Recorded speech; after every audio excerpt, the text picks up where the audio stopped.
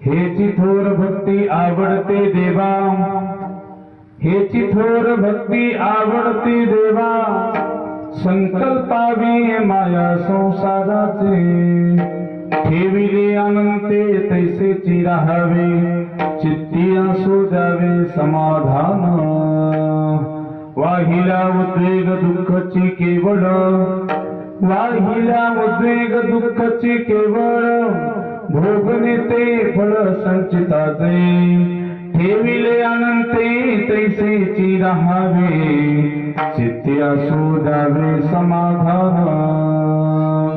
तुका मनी घालू, तुका मनी घालू तयावरी भार, वाहू हा संसार देवा पाय, ठेविले अनंत तैसेची राहावे,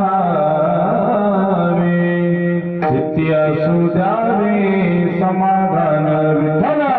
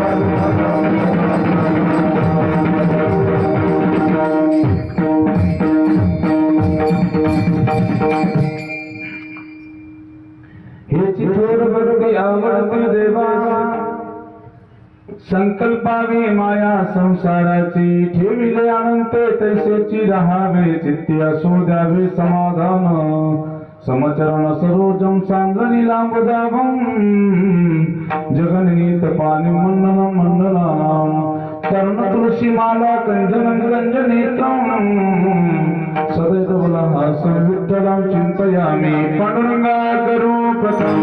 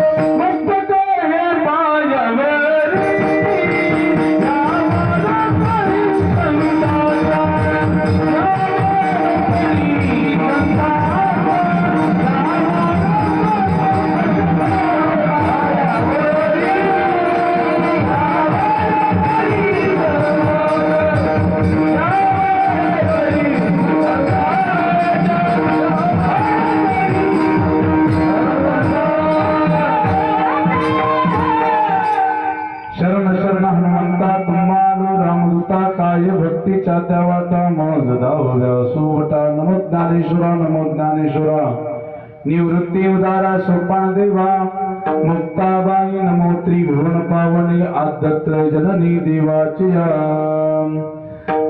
रायगडी मंदिरी वसे माझा राया चरणाशी अर्पित ही गाया जगदीश्वरास जोडली जाती ख्याती प्रथम वंदतो तुम्हा छत्रपती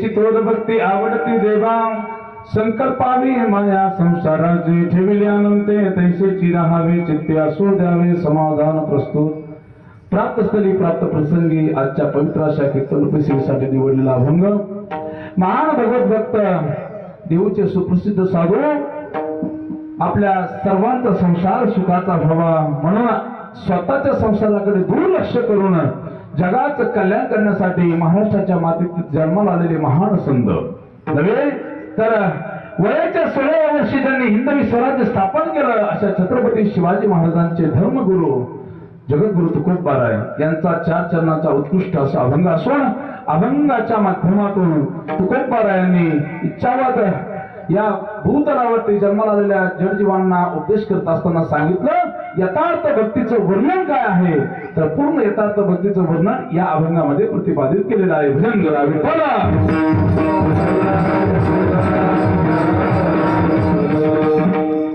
अभंगावरती खूप असं गोड चिंतन मला 1 तासामध्ये तुमच्या समोर मांडायचं आहे त्या अगोदर 1 मिनिटामध्ये कार्यक्रमाची रूपरेषा किंवा कार्यक्रमाची काय प्रस्तावना आहे की निमित्त ही सेवा आहे वास्तव हे सर्वांनाच माहित असतं बरं का जेवढे श्रोते आहेत गावातलेच असतात बाहेर गावचे ऐकायला काय असतं तेव्हा तसं आमच्या गावामध्ये तेच दरवर्षी सुरू असतं म्हणून करता सगळ्यांना जरी माहित असलं तरी आमच्या वारकरी संप्रदायाने सांगितलेलं आहे की किनिमित्त सेवा आहे हे वक्त्याचं आद्य कर्तव्य असतं सांगणं म्हणून साधू संतांच्या पदस्पर्शाने पावन झालेली पूर्ण महाराष्ट्र नगरी आहे आणि महाराष्ट्र नगरीमध्ये त्या ठिकाणी आपल्या असणाऱ्या पुण्यस्थळीला आपल्या जालना जिल्ह्यामध्ये जे गोरी गाव आहे या गोरी गावामध्ये वर्ष पहिलंच आहे आणि पहिल्याच वर्षी त्या ठिकाणी भव्य दिव्य स्वरूपामध्ये हा अखंड आहे नाम सप्ताह संपन्न होतोय परमपूज्य गुरुदेव स्वामी ज्ञानानंदजी महाराज सरस्वती श्री क्षेत्र विज्ञानेश्वर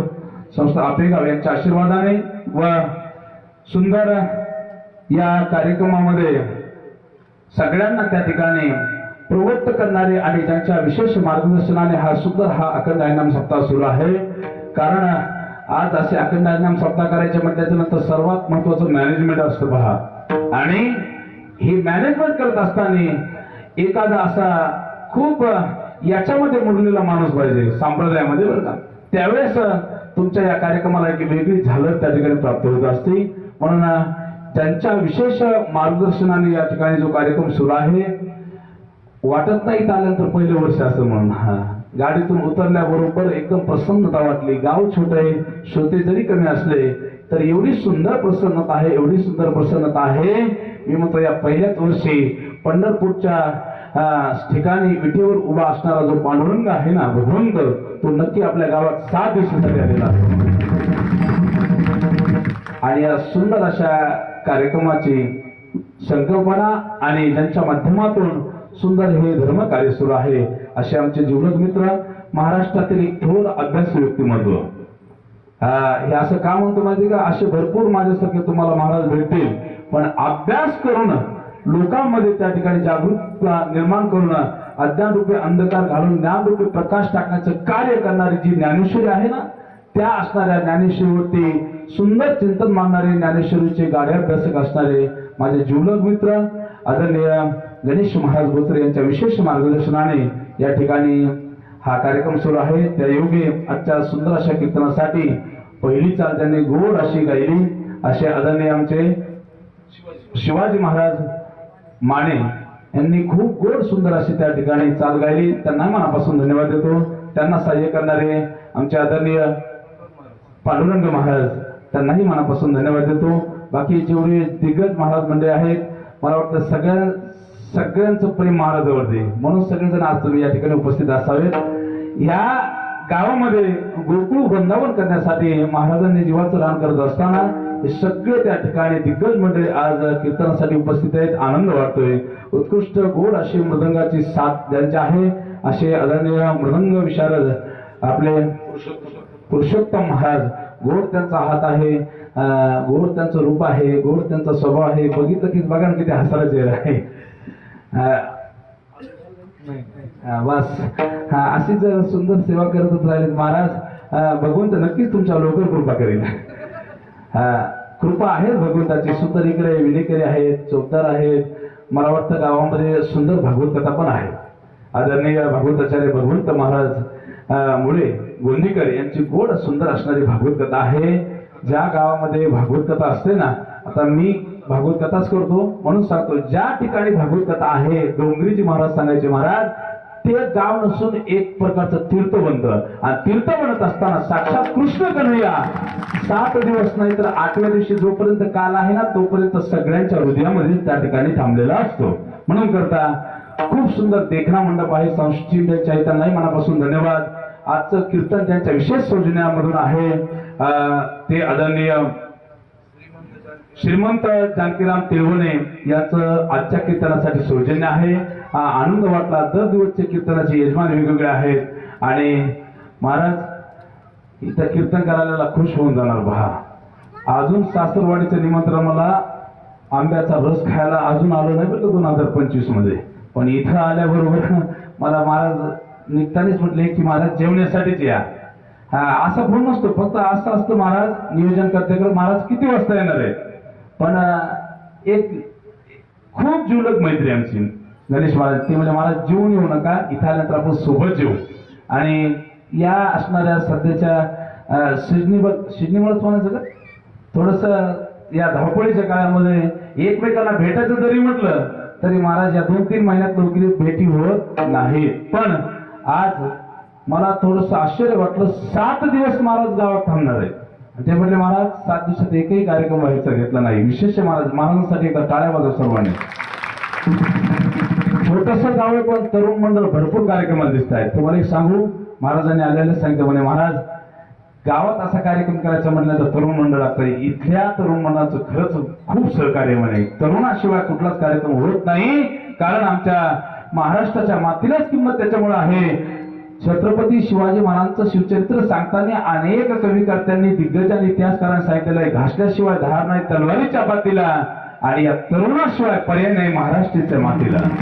म्हणून तरुणांची गरज असते महाराज. शैक्षणिक क्षेत्र असो, धार्मिक क्षेत्र असो, राजकीय क्षेत्र असो, आध्यात्मिक क्षेत्र असो, त्या कार्यामध्ये जर तरुण असेल तर त्या कार्यक्रमामध्ये कुठलीच कमतरता भासत नाही. सुंदर त्या ठिकाणी देखणा मंडप आहे, सुंदर माता माऊली आहेत, सर्व महाराज मंडळी आहेत. देखणं असं वातावरण या ठिकाणी आपल्या गावाला प्राप्त झालंय आणि सगळेच देखणे आहेत. सगळेच देखणे आहेत म्हणलं महाराज कीर्तनकार बी थोडासा देखणं आहेच ना, एवढं काय पडेल बी नाही ना. म्हणून सर्वांना एकदा मनापासून धन्यवाद देतो. आज महाराजांच्या माध्यमातून तुमच्या गावात पहिल्यांदाच येण्याचा योग येतोय. बरोबर, त्याच्या अगोदर तुमच्या गावाला मी कधीच आलेलो नाही, कोणाचीही ओळख नाही. पण कोणाची जरी ओळख नसली तरी पण मी घाबरणार नाही बोलायला. बरं का, कशामुळे घाबरणार नाही त्याचं कारण सांगतो. माता माऊलींकडं एक गोष्ट सगळ्यांना माहिती आहे. बा, लग्न झाल्याच्या नंतर नवीन नवरी जी असते महाराज, ज्या दिवशी लग्न सोहळा संपन्न होतो आणि लग्न मंडपामधून ती नवरी सासर घरी पहिल्या दिवशी जाते. पहिल्या दिवशी गेल्याच्या नंतर सासूला त्यांना एकदम फडाफड बोलते का मातांनो? मोठ्या आवाजामध्ये पंचम स्वरामध्ये बोलते का? नाही. कशामुळं? कारण तिची येती जाती झालेली नसते. तुमच्याकडे येती जाती म्हणतो का म्हणून का मूळ म्हणतो? येती जाती. येती जाती होईपर्यंत तिला माहित नसतं सासूचा स्वभाव कसा आहे, सासऱ्याचा स्वभाव कसा आहे, दिर भाऊज त्या ठिकाणी भाया कशी आहे हे माहित असतं तिला नाही. म्हणून ती कशी येती जाती होईपर्यंत चापून चुकून राहते. पण एकदा का येती जाती झालेली बाबा, नंतर ती दाखवते मी कशी आहे. तशी या पण नवरीची येती जाती अजून झालेली नाही. आणि जरी येती जाती झाली नसली तरी मी काय चापून चुकून राहणार नाही. कारण हे आमचे एवढं मोठे त्या ठिकाणी काय म्हणतात खंबीर अशी साथ आहे आम्हाला. त्याच्यामुळे त्यांनी सांगितले महाराज गावातल्या तरुणामध्ये काहीतरी बदल होईल आणि या खेड्यापाड्यातल्या लोकांना परमार्थ करण्यासाठी काहीतरी त्या ठिकाणी विशेष वक्त्यांचं मार्गदर्शन असावं. या हेतूने महाराज तुम्ही बिनधास्त बोला. त्या योग्य ऐका, पहिलं वर्ष आहे पण वाटत नाही पहिलं वर्ष असेल म्हणून. कोणी आल्यानंतर म्हणेल याच्या अगोदर मला वाटतं 12 वर्ष भागवत कथा झालेले, 11 वर्ष आणि हे आता 12 वर्ष. मग या 12 वर्षामध्ये नक्कीच भरपूर क्रांती झालेली असावी. कारण ज्या अर्थी तुम्ही सगळेजण याच्यामध्ये सामील आहात त्या अर्थी नक्कीच या परमार्थाची आवड आहे सर्वांच्या मनामध्ये. आणि महाराज मला असं म्हणायचं, उभ्या महाराष्ट्रामध्ये अशा छोट्या गावातही जे सप्ताह होतात ना त्याचं कारण एकच आहे. त्याचं उत्तर आहे का सप्ताह होतात तर ऐका, भारतीय संस्कृतीची विचारधारा जोपासण्यासाठी आणि युवा पिढींच्या मनामध्ये संत विचार रुजवण्यासाठी अखंड हरिनाम शब्द आहे. भजन करा.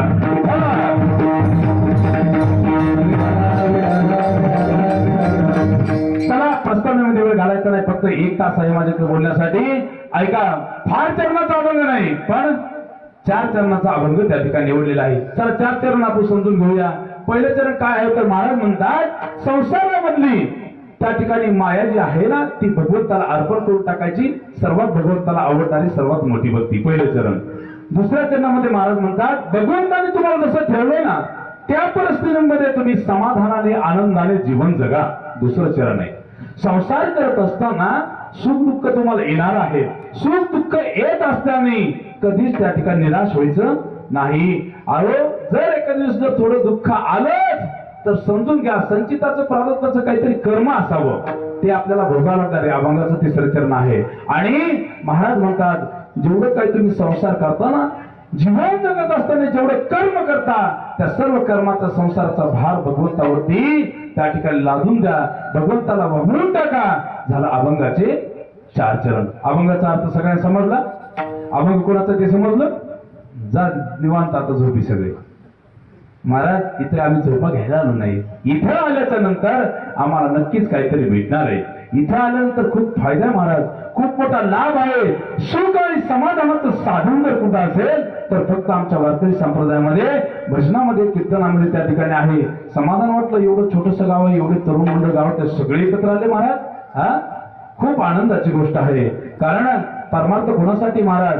वयाचं बालपण हे त्या ठिकाणी संस्काराने शोभतं. वयाचं बालपण संस्काराने शोभतं. वयाचं तारुण्य पण कथा कीर्तनाने शोभतं आणि वयाचं म्हातारपण फक्त भजनाने शोभतं. महाराज विठ्ठल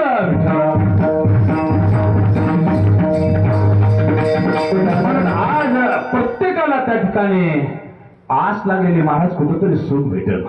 आणि हे सुख प्राप्त करून घेत असताना प्रत्येक जण 4 आश्रमामध्ये जीवन जगत असताना सगळ्यात महत्वाचा आश्रम आहे गृहस्थ आश्रम.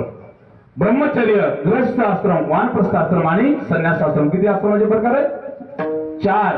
आश्रम किती आहेत टोटल बोलत चला किती एकदा विचारलं आश्रम किती ते म्हणलं महाराज हजारो आश्रम आहेत. म्हणलं कुठे आहेत ते मला औरंगाबादला गेलो तिकडे आश्रम बघायला भेटले. म्हणलं अरे ते आश्रम नाही. आपण जीवन जगत असताना जोपर्यंत तुमचं लग्न होत नाही ऐका तोपर्यंत तुम्ही ब्रह्मचर्य आश्रमामध्ये असता आणि एकदा तुम्ही त्या ठिकाणी 2 ते 4 झाल्याच्या नंतर ज्यावेळेस तुम्ही म्हणता ना संसारचा गृहस्थ आश्रम आहे पुन्हा नंतर वानप्रस्थ आश्रम आहे संन्यास आश्रम आहे. पण भागवत शास्त्रामध्ये 4th स्कंदामध्ये महाराज अशी कथा आलेली आहे की भगवंत प्राप्तीसाठी कलियुगामध्ये सगळ्यात महत्वाचा जर आश्रम कोणता असेल तर तो गृहस्थ आश्रम आहे. याच्यातले नियम एवढे कडक नाहीत. बाकी तिन्ही आश्रमातले नियम एवढे कडक आहेत ते पाळणं मनुष्याला एवढी सोपी गोष्ट नाही. सगळ्यात महत्वाचा बालेकिल्ला जर कोणता असेल भगवंत प्राप्तीचा तर कलियुगामध्ये फक्त आणि फक्त तो गृहस्थ आश्रम आहे. या गृहस्थ आश्रमामध्ये आपण जीवन जगत असताना संसार करत असताना भगवंताची प्राप्ती करून घेत असताना आपण जीवनामध्ये आपल्या हातून भक्ती घडली पाहिजे. महत्वाचा मुद्दा आहे. आणि मग भक्ती ही भक्ती त्या ठिकाणी तुम्हाला भक्ती माहिती ना सर्वांना भक्ती माहिती का तुम्हाला भक्ती माहित नसेल बरं मुक्ती माहिती मुक्तीचे प्रकार 4 आहेत महाराज. किती तर 4. हे बाकी सगळ्यांना माहिती पण तुमच्यासाठी सांगतो. सलोकता समीपता स्वरूपता आणि सायुज्यता. किती मुक्त्या 4. तुम्हाला विचारलं मुक्ती माहिती का तुम्हाला जर एक बी ऐकलेली नसेल तर तुम्ही म्हणता महाराज मुक्ती माहित नाही पण आम्हाला मुक्ती मात्र सगळ्यांना माहिती आहे. पण ऐका त्या मुक्तीसाठी धडपड करत असताना आपल्याला कष्ट आहेत आणि कष्ट घेत असताना त्या मुक्तीतून फक्त आपलं हे शरीराचं पोट भरणार आहे. पण खरी मुक्ती प्रदान करून घेतल्याच्या नंतर जन्म मरणाचा फेरा त्या फेऱ्यातून आपण मुक्त झाल्याशिवाय राहत नाही. भजन करा विठ्ठल.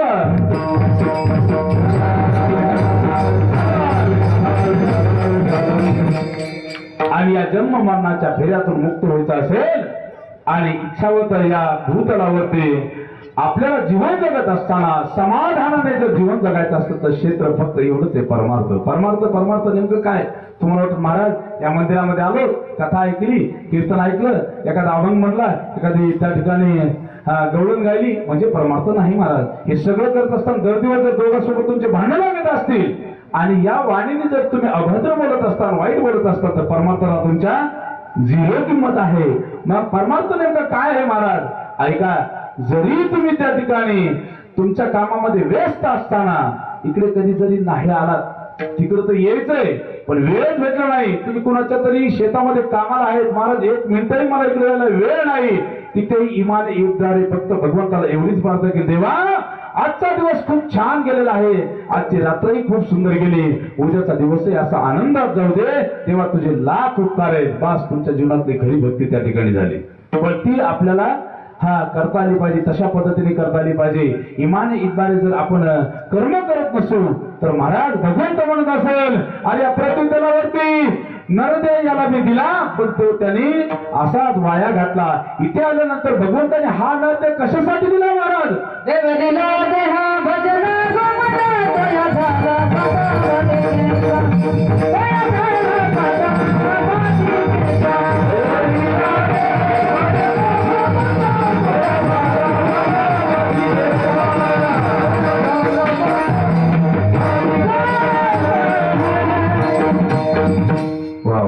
खूप सुंदर प्रमाण. देवे दिला देह भजना गोमटा तो या झाला पाटा बाधिकेचा. ऐका सजनावर तरुण बांधवांनो इथे याची जी पद्धत आहे ना खूप सोपी आणि या भक्तीला सुरुवात याच वयामधून करावं लागतं. तरुणपणामध्ये केलेली भक्ती लवकर फलद्रूप होती. सोपं सांगत तुम्हाला सगळ्यांना समजेल रुचेल पचेल श्रोता वक्त्याची नाद त्या ठिकाणी जुळेल या हेतून हे अर्धा पाऊण तासाचं चिंतन आहे. आता ऐका इथे सुंदर त्या ठिकाणी भगवान कृष्ण कलेची प्रतिमा आहे. भागवत महापुराण जो महान असणार पुराणों का सम्राट सगळ्या पुराणांचा राजा म्हणजे भागवत महापुराण आहे. त्याच्यामध्ये भगवंताच्या बाललीलेचं वर्णन आहे आणि अशा या भगवान कृष्ण कन्याच्या प्रतिमेच्या समोर तुम्ही 2 फुलं घेऊन आलात. किती फुलं 2 फुलं घेऊन आलात. एक थोडं सुकलेलं फुलं आहे एकदम एक ताजं तवाना एकदम टवटवीत असं दिसणारं फुल आहे. महाराज दोन्ही फुलं इथे घेऊन आल्याच्या नंतर कृष्ण कन्या तुमच्या सोबत बोलू लागले. कृष्ण कन्या तुमच्या सोबत बोलू लागले. लगेच बोलणार नाही तुम्हाला पण समजा बोलू लागले आणि त्या असणाऱ्या कृष्ण कन्हैयाला भगवंताला तुम्ही त्या ठिकाणी फुल वाहत असताना ते दोन्ही फुलं तुमच्या हातामध्ये आहेत. मला सांगा भगवंताला ते ताजं आवडेल का थोडं सुकलेलं आवडेल? हा, ताजंच आवडेल का सुकलेलं आवडेल? तुम्ही भगवंताला ठेवत असताना ते ताजं फुल अगोदर अर्पण करतात. सुकलेलं फुल भगवंताला लवकर आवडणार नाही, त्याला तसं ताजं फुल ते आवडेल. त्याच पद्धतीने आहे आपण व्रतावस्था झाल्याच्या नंतर म्हातारपण झाल्यानंतर भक्तीला जर सुरुवात केली तर भगवंताला ती आवडेल काय? नाही. तारुण्यपणामध्ये जर आपण भक्तीला सुरुवात केली तर भगवंत आपला स्वीकार करील. आणि इथे आल्याच्या नंतर अशा कथा कीर्तनामध्ये तरुण बांधव जर आले आणि इथे आल्याच्या नंतर त्या ठिकाणी सुंदर भगवंताच्या या भजनामध्ये सुंदर सुंदर जे यांच्या मुखातून चाली ऐकतो ना आपण, या चालीमध्ये सगळेजण मनातले मनात नाचत असतात. महाराज भाग्यवंत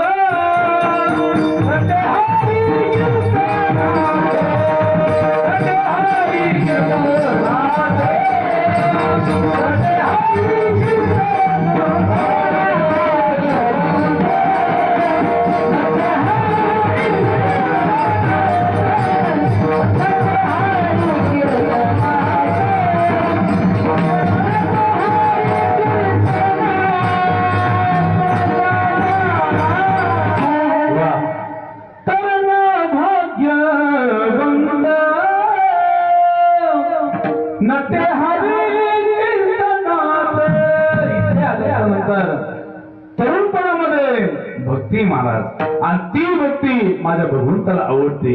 इथं आल्याच्या नंतर तरुण जे बसलेले असतात ना, सुंदर चाली सुरू झाल्याच्या नंतर अशा चाली गायल्याच्या नंतर तरुण असणारा मनात ते मनात डोळत असतो महाराज. त्याला लय त्याच्यातलं नॉलेज नसतं आणि लय नसतं असंही वक्त्याने म्हणायचं नसतं, कारण वक्त्यापेक्षा श्रोता कधी श्रेष्ठ असतो हे वक्त्याने ते भान ठेवूनच बोलायचं असतं.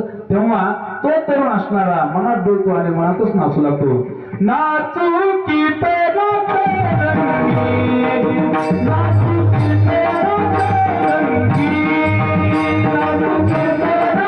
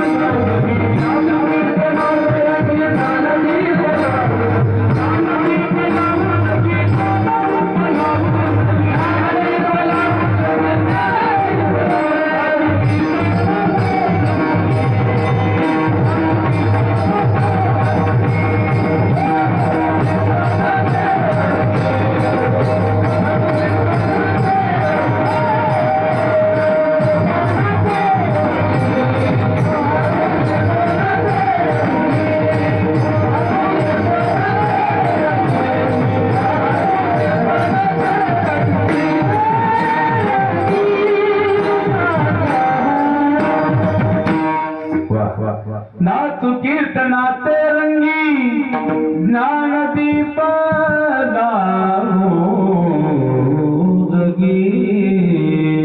म्हणजे ही जी कीर्तन आणि कथा ही प्रक्रिया कोणासाठी? तरुणासाठी. पण आजच्या तरुणांना थोडीशी लाज वाटते. इकडे या म्हणलं बळच आता इथे कसं गणेश बाब तरुण आहेत, कीर्तनकार बी असे तरुण आहेत, पुन्हा सगळे गायक तेही तरुण आहेत, म्हणून थोडस कीर्तन गणेश भाऊ चांगलं त्या ठिकाणी तरुणांना ठणकावून सांगितलं असणार आहे. मी येतो बाबा 7 दिवस त्या ठिकाणी योगदान देतो, पण तुम्ही सगळे पाहिजे. तेव्हा तुम्ही सगळेजण आलाय, तुम्ही आल्याच्यामुळे थोडस उत्साह येतो बरं का कीर्तन करायला. ऐका, पण इथे आल्याच्या नंतर तरुण आल्याच्या नंतर खरंच कार्यक्रमाला शोभा आहे बरं. आणि शास्त्र सांगतो महाराज, या ठिकाणी येण्यासाठी अशी काय आठ नाही बरं का, कशाची वयाची आठ, ज्ञानाची आठ, शिक्षणाची आठ नाही महाराज. या रे लहान थोर असं म्हणलो महाराज. म्हणजे पेटे भागे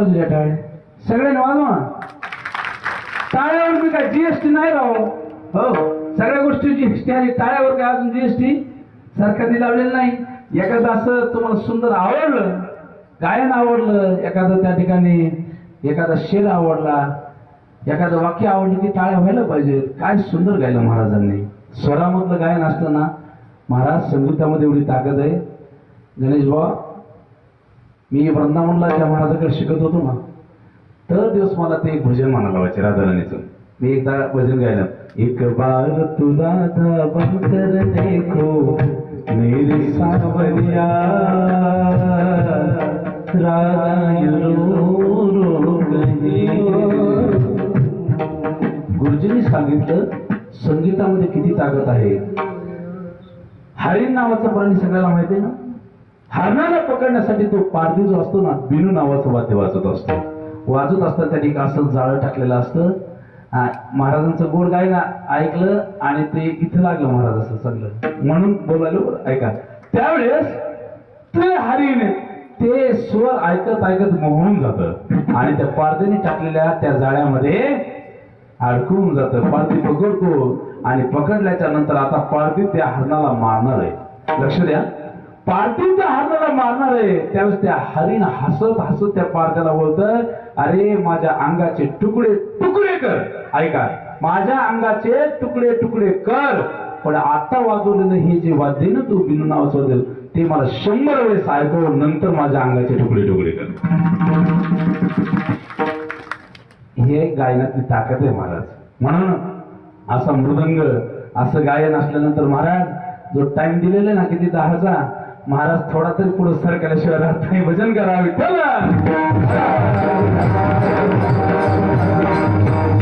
मी सांगत होतो महाराजांनी सुंदर परमा दिली इथं येण्यासाठी खटनट यावे शुद्ध होणे जावे तर सगळ्यांना अधिकार आहे महाराज नाशिक जिल्ह्यात असंच म्हटलं मी यारे लहान थोर म्हटल्यानंतर ऐका पहिल्या दिवशीच्या कथेमध्ये फुल गर्दी होती मी म्हटलं इकडे येण्यासाठी नियम नाही यारे लहान थोर दुसऱ्या दिवशीच्या कथेमध्ये गणेश बाळ एकदम 6-6 7-7 वर्षाचे बाळ आणि नंतर रिटायर झालेले सगळे मधले काय पण झाले मी एका तरुण संयोजक मंडळीमधला एक तरुण कार्यकर्ता होता त्याला म्हटलं अरे काय काल तर पहिल्या दिवशी खूप गर्दी केली आज काय गर्दीच तो म्हणला महाराज तुम्ही काल बोललात काय यारे लहान थोर तुम्ही काय म्हणलात लहान थोर मधल्याला तुम्ही सांगितलंच नाही त्याला वाटलं ही आपली नाही सामुग्री म्हणून ते काही आले नाही महाराज असं नाही इथे सगळ्यांना अधिकार आहे महाराज आणि इथे आल्याच्या नंतर खरं समाधान काय असतं महाराज इथं आल्यानंतर समजतं विठ्ठल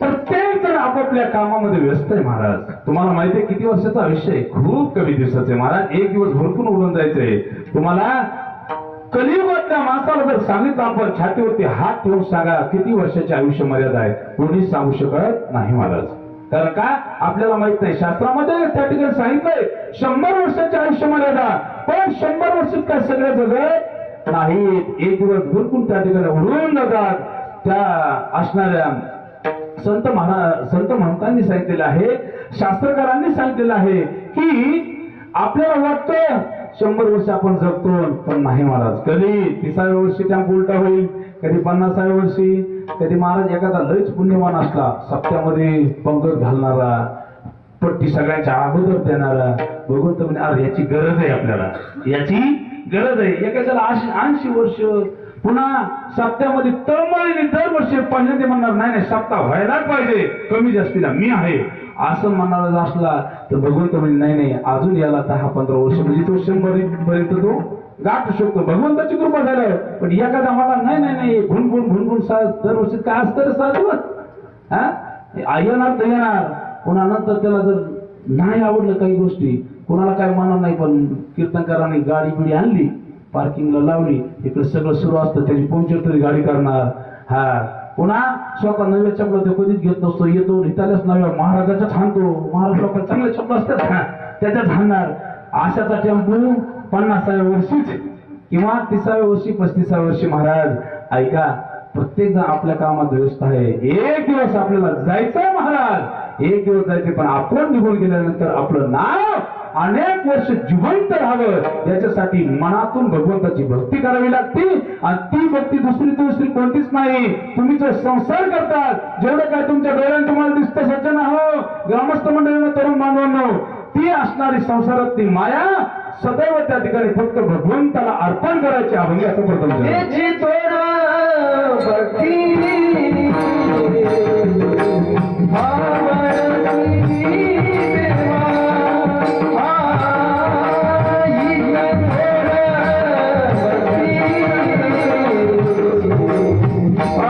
आणि आनंदाने मिरवायचं आणि आमच्या राजा त्या ठिकाणी लढायला जाणं हे आमच्या रक्तामध्ये नाही. अरे एक वेळेस मरण पण वाकणार नाही हे आमचे शब्द आहेत. आम्ही तुमचे जीवाचे मावळे आहोत. राजा आदुगर त्या ठिकाणी लग्न कोंडाळ्याचं लागल नंतरच माझ्या रागाचं लग्न लागल हे वचन त्या ठिकाणी तुम्ही मला द्या. नाविला झाला छत्रपती शिवाजी महाराज म्हटले ताना कोंढाणा किल्ला घेणं एवढं सोपं गोष्ट नाही. त्या किल्ल्यावरती चढण्यासाठी कुठलाही व्यवस्थित रस्ता नाही असं म्हटल्याबरोबर तानाजी मालुसरे म्हटले राजे ते काही होईल पण कोंढाणा किल्ला तुम्हाला जिंकूनच दाखवणार. त्यावेळेस छत्रपती शिवाजी महाराज म्हटले चालतंय ताना जा काही मावळे घेऊन जा. तिथे गेल्याच्या नंतर कोंढाणा किल्ला या असणाऱ्या चारच्या नावावरती बोलण्याचा मी प्रयत्न केलेला आहे. महाराज म्हणतात संसार करत असताना संपूर्ण हे भगवंतच आहे आणि भगवंत साध्य करायचं एवढंच आपण लक्ष ठेवायचं आहे. जीवनामध्ये सगळ्यात महत्वाची जर भक्ती कोणती असेल तर निष्कामतेने त्या ठिकाणी त्या भगवंताला प्राप्त करून घ्यायचं आहे एवढंच खरं आहे महाराज. आणि तुकोबारायांनी सांगितलेलं आहे की असा परमार्थ करत असताना कधी अभिमान होऊ देऊ नका. जर आपल्याला अभिमान झाला तर भगवंत आपल्यापासून कोसो दूर जातो. कोसो भगवंताला दूर जाऊ द्यायचं नाही. त्याला आपल्याकडे त्या ठिकाणी आणायचं आहे आणि तो भगवंत आणत असताना अशा अखंड हरिनाम सप्ताहातल्या दर दिवसाच्या कीर्तनामध्ये येऊन बसावं लागतं. हे सगळ्यांनी लक्षात असून द्यायचंय. आणि जर कीर्तन सुरू आहे आणि आपण जर बाहेर बसल्याच्या नंतर तेवढं त्या ठिकाणी मनाला समाधान प्राप्त होणार नाही. म्हणून ग्रामस्थ मंडळीला विशेषतः त्या ठिकाणी धन्यवाद देत असताना